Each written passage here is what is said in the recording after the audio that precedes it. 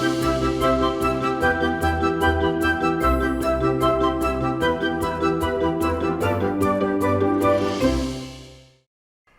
Evening, मैं हूं प्रियंका संभव और आप देख रहे हैं हेलो मनी 9। वैसे दिन में 2 बार हम हेलो मनी 9 लेकर आते हैं। पहले 1 बजे जहां हम स्टॉक्स पर बात करते हैं और 4 बजे जहां मैं आपके साथ लाइव जुड़ती हूं, हम आपके फाइनेंशियल प्लानिंग पर फोकस करते हैं। आपको कहाँ निवेश करना और सही निवेश कैसे करना, आपको कहाँ अच्छा मिल सकता है रिटर्न, आपके गोल्स कैसे आपको तय करने चाहिए, इन सब पर हम बात करते हैं हर शाम को 4 बजे मनी 9 पर।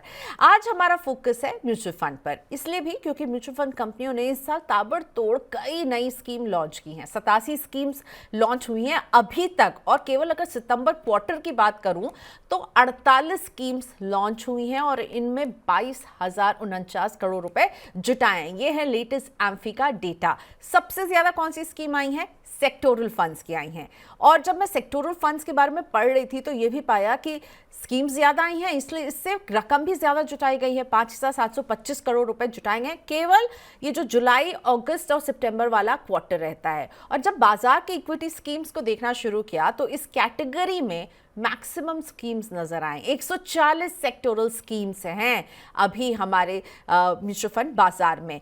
तो आप इसमें निवेश करते हैं या नहीं करते हैं? वैसे अभी भी 2 सेक्टोरल स्कीम्स के एनएफओ जो है वो बाजार में खुले हुए हैं। एक है कोटक हेल्थ केयर फंड और दूसरा है डीएसपी का banking and financial services fund. दोनों के नाम ही बता रहे हैं कि इनका फोकस कहाँ है। जैसे कोटक हेल्थ केयर का फोकस है फार्मा, हेल्थ केयर, इससे जुड़े जो अलाइड सर्विसेज हैं, diagnostic, hospital, manufacturing, equity fund है। और कंपनी ने कहा है कि ये वेरी हाई रिस्क कैटेगरी की स्कीम है। वहीं डीएसपी के जो बैंकिंग एंड फाइनेंशियल सर्विसेज की का जो फंड है, ये निवेश करने वाला है बैंक, एनबीएफसी, इंश्योरेंस और एसेट मैनेजमेंट कंपनियों की। यानी नाम से साफ है कि ये एक सेक्टर पर, एक थीम पर फोकस करते हैं। लेकिन आपको अपने निवेश का फोकस इसमें कितना रखना है, क्या आपको निवेश करना चाहिए? और मेरे लिए तो सबसे बड़ा जो एक रेड फ्लैग है कि कंपनी खुद कह रही है वेरी हाई रिस्क कैटेगरी में। तो आप समझिए कि आपके पूरे पोर्टफोलियो में इसकी क्या जगह होती है, और इसे समझाएंगी आज हमें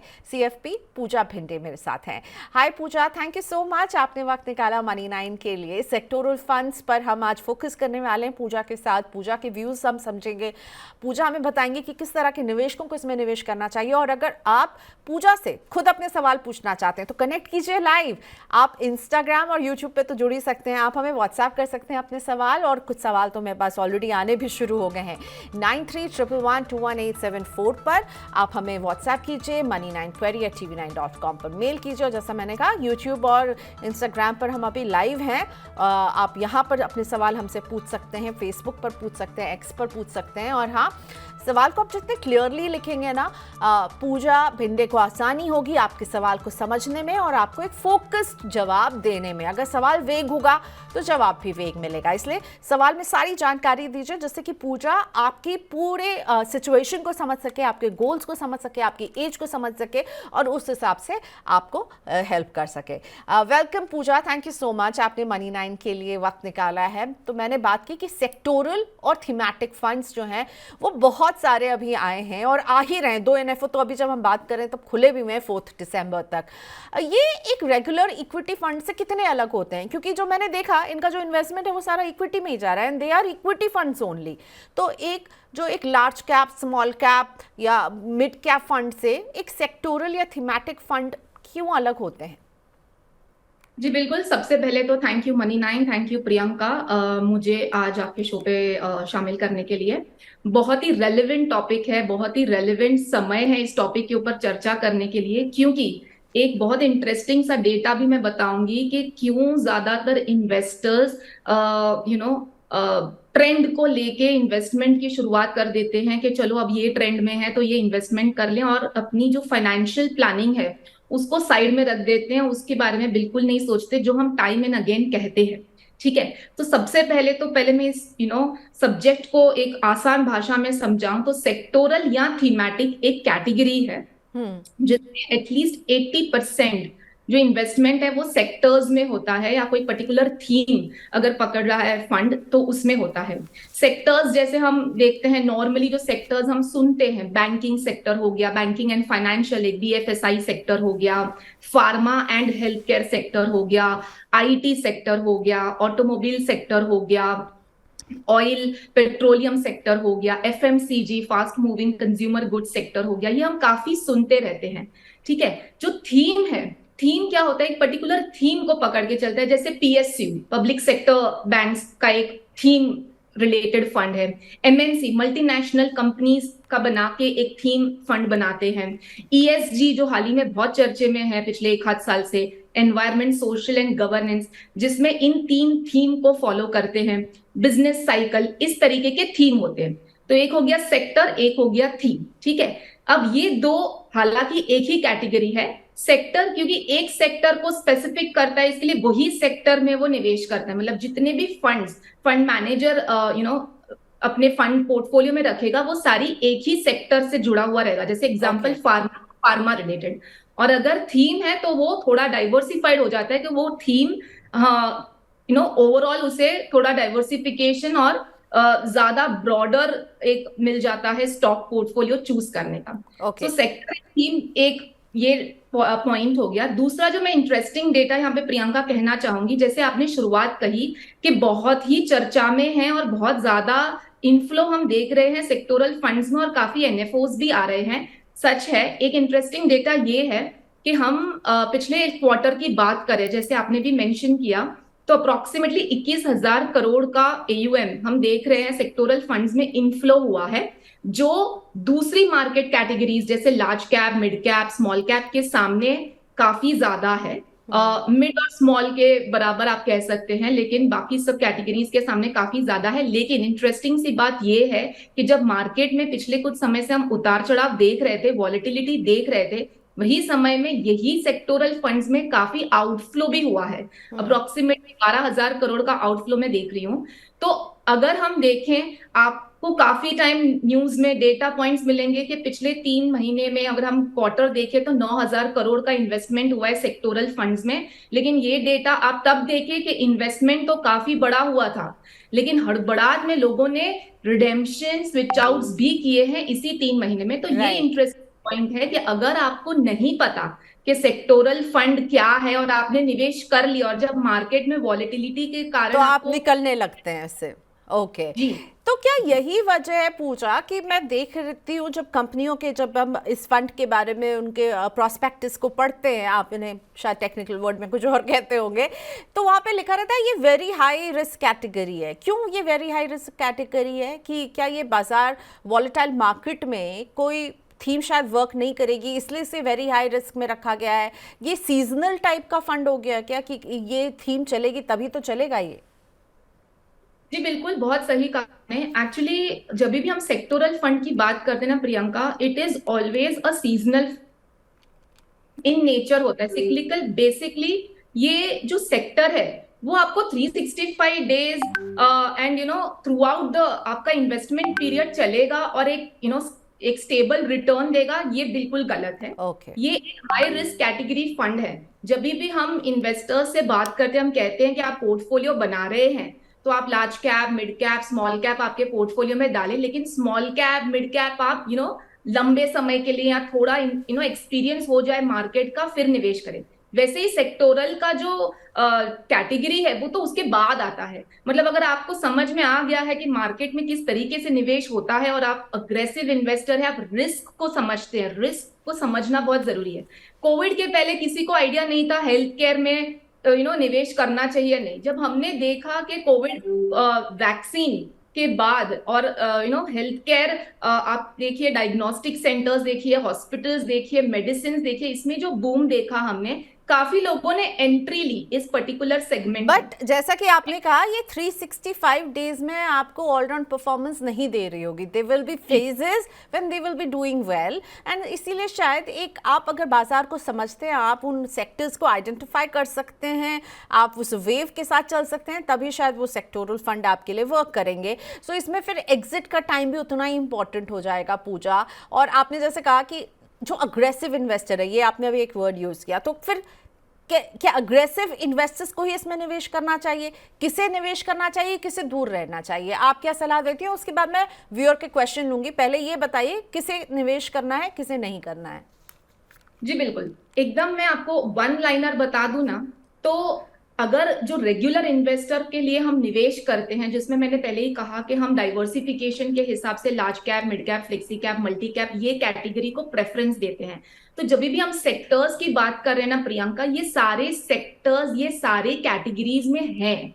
अगर आप देखिए कोई भी फ्लेक्सी कैप फंड आज की तारीख में मैं उठा लूं, HDFC फ्लेक्सी कैप, पराग पारेख फ्लेक्सी कैप और क्वांट फ्लेक्सी कैप, इन तीनों का जब मैंने एक रिव्यू देखा पिछला अक्टूबर और नवंबर का, तो बैंकिंग सेक्टर किसी ने हाई वेटेज दिया है, किसी ने फार्मा को हाई वेटेज दिया है, किसी ने IT को हाई वेटेज दिया है, हेल्थ केयर। तो अकॉर्डिंगली फंड मैनेजमेंट का जो एक स्टाइल है, जो एक्सपर्टीज है, उस हिसाब से वो लोग फ्लेक्सी कैप में सेक्टर्स को शामिल करते हैं। अगर आप एक हाई रिस्क इन्वेस्टर हैं, मतलब आप रिस्क उठा सकते हैं, आप मार्केट में ऑलरेडी बहुत टाइम से निवेशक हैं, आप लॉन्ग टर्म का तो होराइजन रख ही रहे हैं, लेकिन सेक्टोरल सिक्लिकल है, तो आपकी जो टाइमिंग है शुरुआत की और एग्जिट की, वो अगर आप समझते हैं कि हाँ मैं 2 साल 3 साल इस सेक्टर में रहने के बाद आई कैन स्विच आउट, जैसे EV इलेक्ट्रॉनिक व्हीकल्स का भी ट्रेंड है, क्योंकि हमें पता है कि अब आगे आने वाला यही एक ऑटोमोबाइल में एक काफी आपको यहाँ पे तेजी देखने को मिलेगी। मैन्युफैक्चरिंग एक बहुत ज्यादा बूस्ट करने वाला सेक्टर है, रियल एस्टेट काफी टाइम से नीचे है, सर्विसेज। तो ये कुछ ऐसे सेक्टर्स हैं जहां हम आगे 3 से 4 साल में देख रहे हैं कि हाँ IT है, डिजिटलाइजेशन है। नॉर्मली तो 4-5 जो है उसमें आपके काफी फ्लेक्सी कैप्स भी इंक्लूडेड है, लेकिन अगर आपको कॉन्सेंट्रेटेड पोर्टफोलियो बनाना है और आप इसका बेनिफिट लेना चाहते हैं, तो डेफिनेटली आप लमसम में निवेश करें। अगर मार्केट में आपको लो लेवल्स मिलते हैं, SIP भी कर सकते हैं, लेकिन अगेन SIP में हमें जो वॉलेटिलिटी मिलती है वो टाइमिंग का अगेन हमें देखना है कि कितने टाइम तक आप SIP करते। नॉर्मली हम SIP करके भूल जाते हैं, फिर आप देखेंगे कि सेक्टर में कभी रिटर्न्स आ गए, चले गए, आपको पता भी नहीं चला।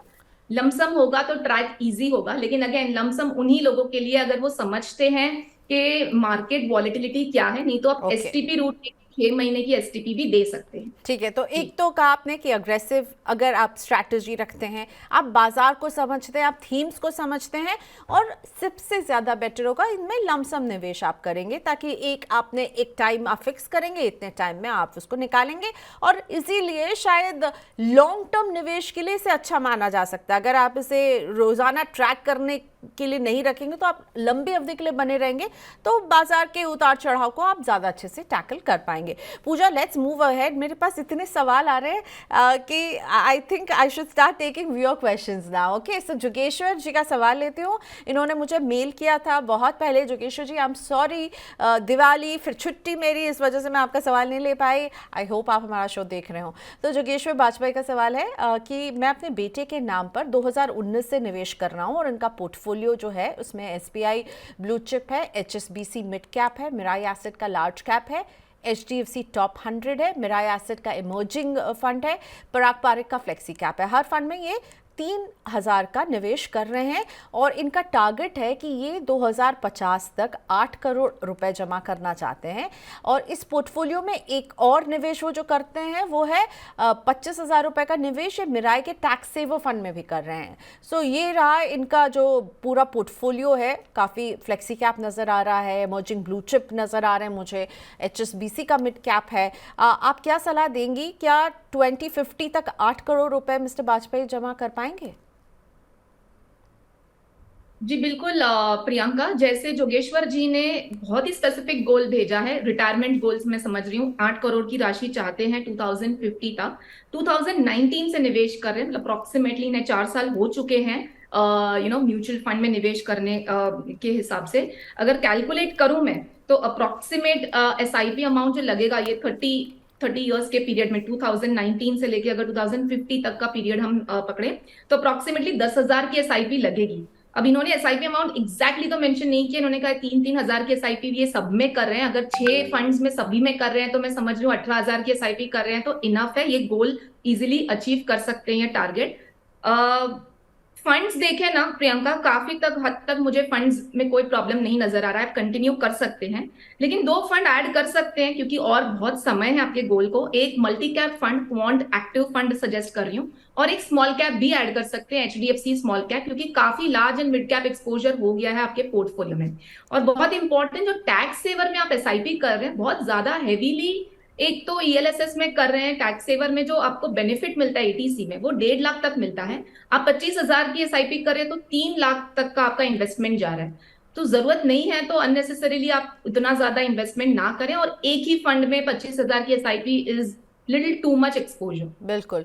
सो एक बार रिव्यू कर लीजिएगा जोगेश्वर जी कि आप क्यों इतनी बड़ी रकम क्यों दे रहे हैं, क्योंकि टैक्स की छूट आपको 1.5 लाख पर ही मिलती है, प्लस इसमें लॉक इन भी लंबा होता है, राइट? वो 3 साल का पर सिप, उनको लॉक इन देखना होगा, हर सिप की एक 3 साल की अवधि की लॉक इन होगी। सो वो लॉक इन का जाल भी बहुत बड़ा है। आप इतनी बड़ी रकम क्यों कर रहे हैं? क्योंकि बचत तो आप केवल 1.5 लाख की एटीसी की छूट इसमें ले पाएंगे। पर इसके अलावा जो पूजा की तरफ से 2 सुझाव हैं वो है कि आप एक मल्टी कैप जोड़ सकते हैं और एक स्मॉल कैप जोड़ सकते हैं। पूजा ने स्कीम्स के नाम बताए हैं, आप थोड़ा से हमारी बातचीत को रिवाइंड करके सुन लीजिए। नेहा का सवाल लेते हैं। नेहा ने हमें बताया है कि she is very young, 28 years old हैं, और ये हर महीने सिप ऑलरेडी कर रही हैं। कुल 25,000 रुपीज़ की सिप कर रही हैं। हर स्कीम में 5,000 रुपये का इनका निवेश है, और इनके पास है एचडीएफसी का बैलेंस एडवांटेज फंड, एचडीएफसी का मिड कैप अपॉर्चुनिटी फंड, साथ में ICICI Nasdaq 100 index fund, Nippon India का मल्टी कैप फंड भी है, और पराग पारेख का टैक्स सेवर फंड भी है। और ये भी पूछ रहे हैं कि क्या इन्हें जो है अपने पोर्टफोलियो को बढ़ाते रहना चाहिए, 10% से हर साल टॉपअप करें सिप को? जी, बहुत ही मैं कहूंगी इन्फॉर्म्ड इन्वेस्टर है प्रियंका। आप देख रहे हैं, एक तो 28 साल की उम्र से शुरुआत कर रखी है, काफी डिसेंट एसआईपी अमाउंट शुरू किया है इन्होंने, 25,000 प्रति माह। एंड सेकेंडली 20 साल का नजरिया रख रहे हैं, मतलब लॉन्ग टर्म के हिसाब से प्लानिंग कर रहे हैं। इन्हें बता दूं, अगर यही एसआईपी अमाउंट कंटिन्यू करेंगे 25,000 की, तो डेफिनेटली ये 2.5 करोड़ के आसपास का कॉर्पस जुटा लेंगे। और अगर हर इनकम इंक्रीज के ऊपर अगर ये एसआईपी अमाउंट टॉपअप कर सकते हैं तो डेफिनेटली इन्हें करना चाहिए, क्योंकि ये तो एक गोल होता है जो हम कहते हैं रिटायरमेंट के लिए, आपने 20 साल के लिए गोल के लिए प्लानिंग की, बट दूसरे भी तो गोल्स हैं। तो आपको एसआईपी अमाउंट को वो रिस्ट्रिक्ट नहीं करना है, आपको हर साल आपके गोल्स को और एसआईपी अमाउंट को रिव्यू करते रहना है, ये एक टाइम की प्लानिंग नहीं है। फंड्स की बात करूं तो आप कंटिन्यू करें एचडीएफसी मिड कैप। पराग पारेख का टैक्स सेवर है, अगेन एटीसी बेनिफिट किस तरीके से प्लान करना है। नॉर्मली क्या होता है प्रियंका, ये ओल्ड रेजिम और न्यू रेजिम के बाद शायद काफी लोगों ने ईएलएसएस अभी भी कंटिन्यू रखा है। अगर आप न्यू रेजिम फॉलो कर रहे हैं तो आपको एटीसी बेनिफिट नहीं मिलने वाला है। तो अगर आपको लॉक इन, जैसे प्रियंका ने भी कहा, हर इंस्टॉलमेंट लॉक होता है, उसमें निवेश नहीं करना है तो आप उसको स्किप कर सकते हैं। निपॉन मल्टी कैप कंटिन्यू करें। नैस्डैक अगेन आपकी मुझे नहीं पता है किस तरीके की रिस्क आप समझ सकते हैं इंटरनेशनल फंड्स को। देखा जाए तो इंडिया ग्रोथ स्टोरी है, अगर हम आगे देखा जाए तो अगर आपको एक्सपोजर के लिए रखना है तो आप कंटिन्यू करें, क्योंकि इंडेक्स ही है वो। बैलेंस एडवांटेज अगेन एक हाइब्रिड कैटेगरी है, लेकिन अग्रेसिव हाइब्रिड कैटेगरी है, तो इन फंड्स को आप थोड़ा ट्रैक कर सकते हैं शॉर्ट टर्म के हिसाब से, अगर आपको उसमें से एग्जिट करना हो तो। एक large and mid cap add कर लें पोर्टफोलियो में, एक स्मॉल कैप ऐड कर सकते हैं, तो आपकी गोल में वो भी आप पोर्टफोलियो में शामिल कर सकते हैं। एंड आई थिंक नेहा के लिए बहुत सही होगा, क्योंकि ये लॉन्ग टर्म के लिए निवेश करें, शी इज़ प्रीटी यंग, तो एक स्मॉल कैप होना ही चाहिए। सो आई थिंक स्मॉल कैप आप एक ज़रूर चुनें अपने लिए, लार्ज कैप भी एक आप कुछ चुनना चाहिए, और थोड़ा सा पराग पारेख टैक्स सेवर आप नेहा रिव्यू कीजिए कि आपको इसकी ज़रूरत है या नहीं है। इसकी जगह आप एक स्मॉल कैप या लार्ज कैप ऐड कर सकती हैं यहाँ पर। डॉक्टर नीरज का सवाल है, और माफ़ी चाहूँगी डॉक्टर नीरज का ये सवाल भी मेरे मेल बॉक्स में बहुत दिनों से पड़ा हुआ था। सो आज क्योंकि पूजा आई है तो मुझे लगा कि पूजा के सामने ही रखा जाए। पूजा, इनका पोर्टफोलियो बहुत बड़ा है, ठीक है? सो थोड़ा सा अगर आप कुछ भूल जाएं तो मुझसे पूछ लीजिएगा। ये 5 साल से निवेश कर रहे हैं, और अभी इनके पास 50 लाख का फंड ऑलरेडी है। 1.5 साल का इनका एक बेटा है, और अपने बेटे की पढ़ाई और शादी के लिए 3 करोड़, रिटायरमेंट के लिए 5 करोड़ का कॉर्पस जुटाना चाहते हैं। इनके पास एक होम लोन भी है। एचडीएफसी के संचय पार एडवांटेज में ये हर महीने 15,000 रुपए का निवेश कर रहे हैं। कोटक डायनेमिक बॉन्ड और HDFC short term bond fund में भी 2500 का हर में निवेश है। इसके अलावा इनके जो इक्विटी पोर्टफोलियो में नजर आ रहा है, एचडीएफसी मल्टी कैप है, क्वांट का फ्लेक्सी कैप है, इन्वेस्ट को फोकस्ड फंड है, एक्सिस ग्रोथ अपॉर्चुनिटीज है, वाइटोक का मल्टी एसेट है, अभी आया मेरे ख्याल से, एसबीआई का कॉन्ट्रा है, सैमको का एक्टिव मोमेंटम फंड है, एनपीएस में निवेश है विच इज रियली गुड। आपने रिटायरमेंट के लिए ये निवेश किया हुआ है नीरज जी। वेस्टे प्लेटफॉर्म के माध्यम से ये एलआरएस यूएसए ईटीएफ में भी हर महीने 5-5 हज़ार रुपये का निवेश कर रहे हैं। एसजीबी की जब भी ट्रांच आती है तब भी 5 हज़ार रुपये का निवेश करते हैं। टारगेट्स क्लियर हैं, बच्चे की पढ़ाई, अपने रिटायरमेंट, उसकी शादी, और ये रहा इनके निवेश का पोर्टफोलियो। कैसा लग रहा है आपको डॉक्टर नीरज का पोर्टफोलियो? जी बिल्कुल प्रियंका, जैसे आपने कहा काफी एक्सटेंसिव पोर्टफोलियो है, मुझे गोल्स भी काफी क्लियर नजर आ रहे हैं, लेकिन पोर्टफोलियो में बहुत चीजें हैं। एसेट एलोकेशन जो हम बात करते हैं हमेशा, मतलब इक्विटी और डेट कितना होना चाहिए आपके पोर्टफोलियो में, शायद इनको इसकी थोड़ी बहुत नॉलेज होगी, इसके लिए इन्होंने डेट भी अपने पोर्टफोलियो में काफी ले रखा है और इक्विटी में भी उनका अच्छा खासा एक्सपोजर है। जो सलाह मुझे देनी है उसमें से मैं शुरुआत कर रही हूँ गोल्स की। जो बच्चे की पढ़ाई का गोल है आपका 3 करोड़ का जो आपका टारगेट है, उसमें आपने ऑलरेडी एक तो 50 लाख का आपका कॉर्पस क्रिएटेड है, अगर उसको भी कंसिडर करूं, आपने टेन्योर नहीं भेजा है, लेकिन आपके बच्चे अप्रोक्सीमेटली 1-1.5 साल के हैं, तो समझ रही हूँ 18 साल के आसपास आपको उनकी रिक्वायरमेंट होगी। तो अप्रोक्सीमेट एसआईपी जो आपको उसके लिए लगेगी, अप्रोक्सीमेट 9 से 10 हजार रुपए की एसआईपी आपको उसके लिए लगेगी। जो रिटायरमेंट गोल है 5 करोड़ की आप राशि चाहते हैं 60 पे, आपके पास 27 साल हैं इस गोल को हासिल करने के लिए, तो उसके लिए आपको अप्रोक्सीमेटली 11,500 की एसआईपी लगेगी। सो दोनों मिला लें तो 20 से 21 हजार की एसआईपी आपको लगेगी। अब आपकी करंट में या जो भी एसआईपी चल रही है वो एग्जैक्ट अमाउंट कितनी है वो आपने मेंशन नहीं किया, आपने एसआईपी बोला है 5-5 हजार की आप कर रहे हैं और आपने काफी फंड्स के नाम भेजे हैं। तो सबसे पहले तो फंड्स के नाम के हिसाब से मैं आपको बता दूं कि आप मल्टी कैप कंटिन्यू कर सकते हैं, फ्लेक्सी कैप कंटिन्यू कर सकते हैं, इन्वेस्को फोकस्ड भी एक अच्छा फंड है कंटिन्यू कर सकते हैं, Axis growth large and mid cap category अच्छा है, कॉन्ट्रा अगेन आप कर सकते हैं, Samco and White Oak again जैसे प्रियंका ने भी कहा रिसेंटली लॉन्च्ड एनएफओ फंड्स हैं, उसका कोई ट्रैक रिकॉर्ड नहीं है, किस तरीके से परफॉर्मेंस है, किस तरीके की स्ट्रैटेजीज फंड मैनेजर लेने वाले हैं, थोड़ा नया है, और इस तरीके से आगे और भी कोई एनएफओज आए तो एकदम से आप उसको शुरुआत ना करें, थोड़ा ट्रैक रिकॉर्ड होगा, थोड़ा आपको समझ में आएगा कि किस तरीके से फंड ने बेंचमार्क को बीट किया है, वैसे फंड्स में निवेश करना एक बेहतरीन स्ट्रैटेजी होगी मैं समझती हूँ। मिड स्मॉल आपके पोर्टफोलियो में शायद मिसिंग है, तो निपॉन इंडिया ग्रोथ मैं सजेस्ट कर रही हूँ, और स्मॉल में अगेन क्वांट स्मॉल कैप में सजेस्ट कर रही हूँ।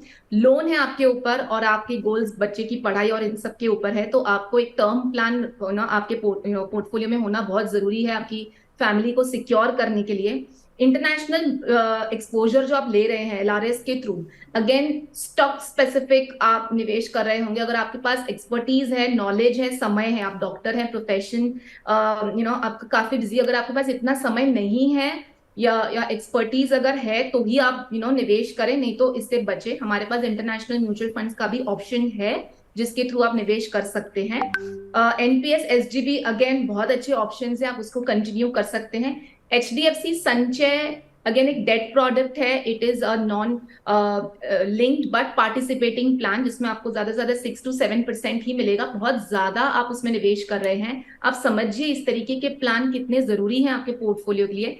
डेट के हिसाब से आपने जो शॉर्ट टर्म डेट ले रखा है वो ठीक है, 3 साल के पास का होराइजन है, तो लेकिन डेट में एसआईपी की जरूरत नहीं है प्रियंका, मैं समझती हूँ डेट फंड में अगर आपको निवेश करना है आप लमसम के द्वारा निवेश करें। एसआईपी जितनी ज्यादा इक्विटी फंड्स में होगी ना, वो वॉलेटिलिटी के हिसाब से इन्हें एवरेजिंग का बेनिफिट अच्छा मिल जाता है। ओके, एंड इनफैक्ट हम देख रहे हैं कि अभी भी अच्छा खासा फंड है, तो वो कुछ पैसे जो हैं वो वन टाइम इन्वेस्टमेंट के तौर पर वो डेट की तरफ कर सकते हैं स्विच, और फिर आप यहाँ एसआईपी बढ़ा दीजिए इक्विटी फंड्स में, जिसमें कि हमें मिसिंग लग रहा है, एक स्मॉल कैप इनके पास मिसिंग है, और आपने कहा mid cap right, small cap और मिड कैप की तरफ थोड़ा सा आप जो है अपना बढ़ाएं। ये एलआरएस रूट के थ्रू जो ईटीएफ है उसकी जगह इंटरनेशनल म्यूचुअल फंड का भी विकल्प है, उसे भी आप जरूर देखें।